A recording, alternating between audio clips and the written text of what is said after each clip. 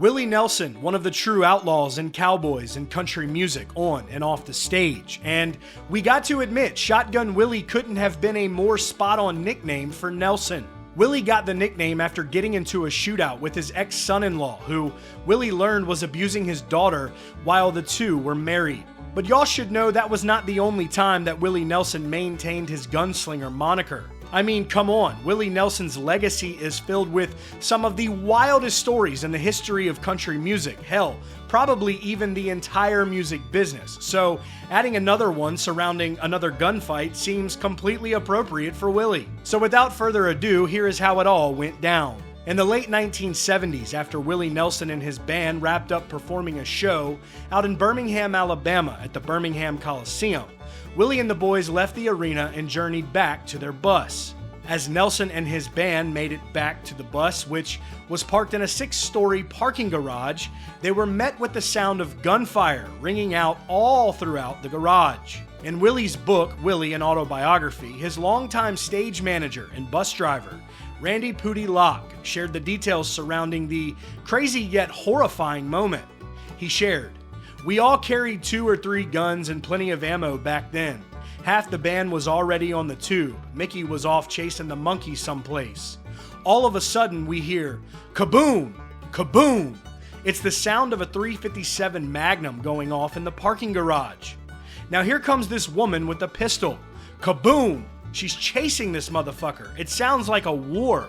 People are piling out of the show and they are scattering. Here comes the cops in every direction.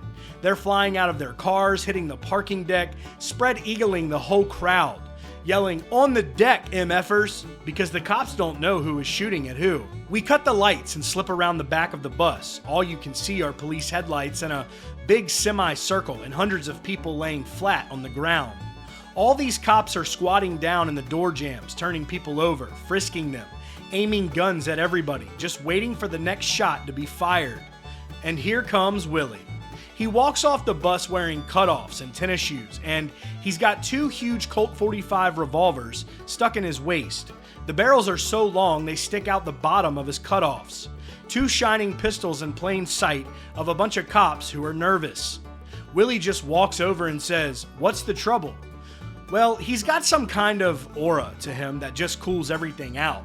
The cops put up their guns, the people climbed off the concrete, and pretty soon Willie is signing autographs. Now, I'm willing to bet if you open up a dictionary and look up the definition of the words outlaw and cool, you'll find a picture of Willie, Waylon, and the boys.